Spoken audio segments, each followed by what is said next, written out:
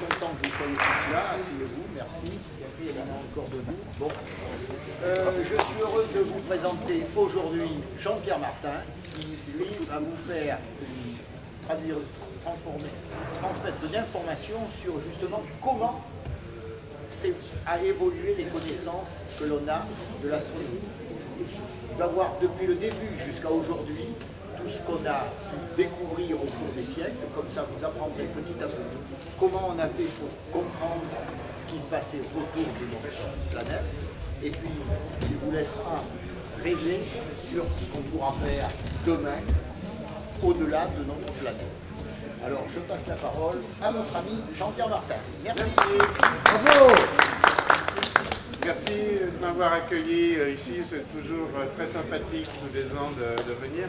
Vous m'entendez bien? Oui. Mais de toute façon, vous n'avez pas de choix, il n'y a pas de micro. On va essayer de voir aujourd'hui comment on a pu, à partir de la glorieuse époque de nos ancêtres, alors nos ancêtres en astronomie, c'est les Grecs, hein, comment on a pu évoluer jusqu'à nos connaissances d'aujourd'hui. On va voir que ce n'était pas toujours un long fleuve tranquille. Alors, les Grecs, la connaissance des Grecs, c'est en gros 300 ans avant Jésus-Christ. Et qu'est-ce qu'on savait à cette époque-là? On savait quand même des choses assez fondamentales. La Terre était ronde. Pythéas de Marseille avait réussi à s'embarquer et avait traversé et avait passé la Méditerranée. Gibraltar s'était engagé dans l'Atlantique hein, à cette époque-là. On dit même qu'il avait même été jusqu'à l'Angleterre, l'Irlande, et il est revenu à Marseille. Évidemment, on ne l'a jamais cru. C'est depuis ce temps-là qu'on dit que les Marseillais, vous savez tout ce qu'on dit sur les Marseillais. Mais on pense qu'il a même été, vous voyez, qu'on est marqué en Islande et au Groenland, à cette époque-là. Alors, nos ancêtres savaient qu'il y avait 5 planètes. Alors, 5 planètes, c'est quoi? Mercure, Vénus, Mars, Jupiter et Saturne. C'est des planètes qu'on peut voir à l'œil nu facilement. Alors, c'était très dur pour les Grecs d'admettre que le Soleil était au centre du système solaire. Ça choquait les gens. On pensait que la Terre, c'était l'élément le plus important. Donc, c'est comme toujours, on est au centre de tout. Alors là, c'était un peu controversé. On savait aussi calculer le rayon de la Terre. On savait que c'était une sphère. Et calculer le rayon assez exactement de la Terre. Je vais vous montrer d'ailleurs comment on a fait. Alors, voilà le monde à cette époque-là. Le monde à cette époque-là, c'est la Méditerranée. La Méditerranée, vous voyez les noms que vous voyez, ce sont en fait les grands savants grecs, alors même si c'est plus en Grèce maintenant, hein, les grands savants qui ont jalonné cette partie de l'histoire de l'astronomie. Ératosthène était plutôt de Cyrène. Il y avait un autre Ératosthène ici, il y a Thalès, Pythagore, Hipparque, vous voyez. Archimède, c'était en Sicile. Mais tout ça, c'était l'Empire grec, si on veut. Alors, Aristote, c'est le plus connu. Il n'a pas fait grand-chose en astronomie, mais c'est quand même le plus connu. C'était le précepteur d'Alexandre le Grand, l'élève de Platon. D'ailleurs, il fonde à Athènes une école qu'on va appeler le lycée. C'est près d'un gymnase. Et vous savez que lycée en allemand, ça se dit Gymnasium, hein, le gymnase. Voilà, il y a une explication. Alors, il dispense ses cours en marchant. Hein, c'est bien connu, Aristote dispensait ses cours en marchant. Un petit peu. Comme moi je marche là, ou comme André Baïk quand il fait une conférence. Hein. Et ces élèves, ça s'appelle les promeneurs.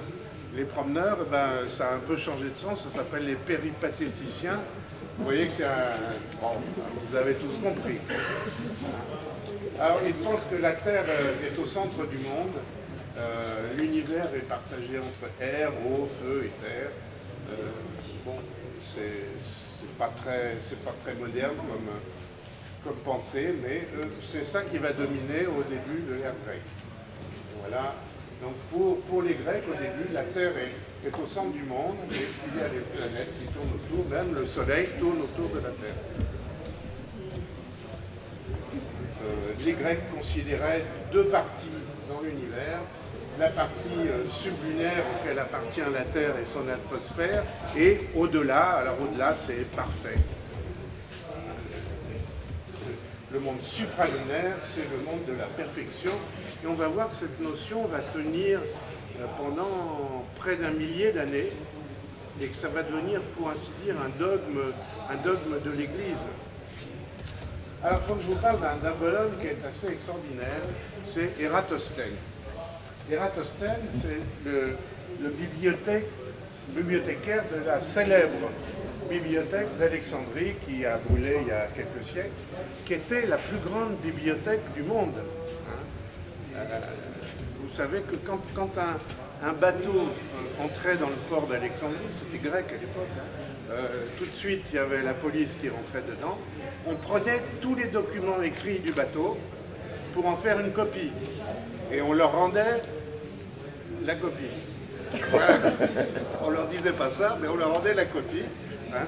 Et c'est pour ça qu'il y avait une énorme bibliothèque à Alexandrie, c'était les connaissances du monde. Alors le monsieur qui s'occupait de ça, c'était Ératosthène, c'était vers moins 200. Et on savait à l'époque que la Terre était ronde, et on savait qu'à l'époque, au moment du solstice d'été, quand le soleil dardait de ses rayons la ville de Sienne, au fond d'un puits de Sienne. Dans cette ville de Sienne, il n'y avait pas d'ombre. Le soleil arrivait jusqu'au fond du puits, alors que dans la ville d'Alexandrie, un peu plus au nord, si on mettait un bâton ou une colonne ou une obélisque, ça faisait de l'ombre.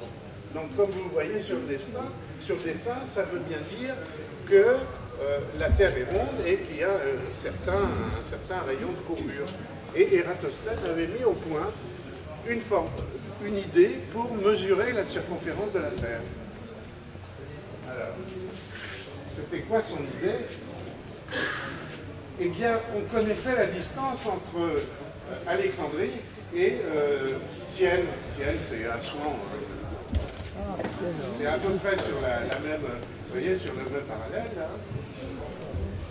Et évidemment, il faut, comment on va pouvoir mesurer cette distance exactement? Eh bien, à l'époque, évidemment, il n'y avait pas de GPS, il n'y avait rien. On a engagé, il y avait une profession, c'était marcheur. Et en marchant, c'était des gens qui avaient un pas étalon. Et à chaque fois qu'ils faisaient un pas, on savait exactement combien, alors c'est pas des mètres, mais on savait exactement combien de mètres ou de centimètres ça faisait. Et quand on voulait mesurer la distance d'un point à un autre, on engageait le bonhomme, on le faisait marcher. Combien tu as fait de pas? 3 250 000 multiplié par 3, ça fait tant de... Alors c'est pas des mètres, hein, ça n'existait pas à l'époque, c'était des stades. Donc on engage un marcheur, ça s'appelle un bématiste, un marcheur comme ça, et on calcule la distance.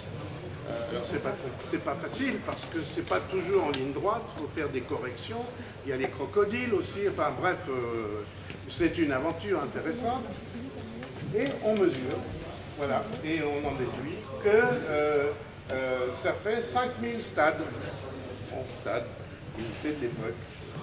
Donc, étant donné que ça fait 5000 stades, et que, pardon, on connaît en gros quel arc ça va faire ici, ça fait un arc de 5 degrés, 7 degrés, eh bien, on sait que en remettant ça sur la circonférence, il trouve un rayon de la circonférence de 6400 km. À l'époque, je traduis en unité de notre temps, et c'est exactement la valeur. C'est assez incroyable. Hein. Alors, ensuite, Ptolémée. Alors, Ptolémée, c'est déjà dans notre ère. Ptolémée, c'était un géographe qui avait collationné toutes les informations de ses collègues, des collègues précédents. Et il a tout collationné dans un bouquin. Alors, avant, il faut que je vous explique quand même d'où vient le problème. Le problème, à l'époque, c'est que quand vous regardez une planète comme Mars dans le ciel, si vous le suivez de nuit en nuit, bah, de temps en temps, il retourne un peu en arrière et puis il repart. Alors là, évidemment, c'était pas facile à expliquer quand la Terre est au centre du système solaire et Mars tourne autour. Ça ne devrait pas faire ça. Hein. Ça devrait être un mouvement continu. Hein. Donc, Ptolémée était très embêté pour trouver une explication à cela. Évidemment, il n'avait pas sauté sur l'explication la plus évidente qui est la Terre n'est pas au centre du système solaire. Ça, c'était... Enfin, vous ne pouvez pas imaginer ça à l'époque. Et donc, il a imaginé que la Terre n'était pas sur une orbite directement circulaire, mais qu'elle tournait autour d'un point, et ce point est sur une orbite, et c'est ce qu'on appelle les fameux épicycles. Et alors là, ça rendait compte effectivement, si on voit ça, ça rend compte effectivement du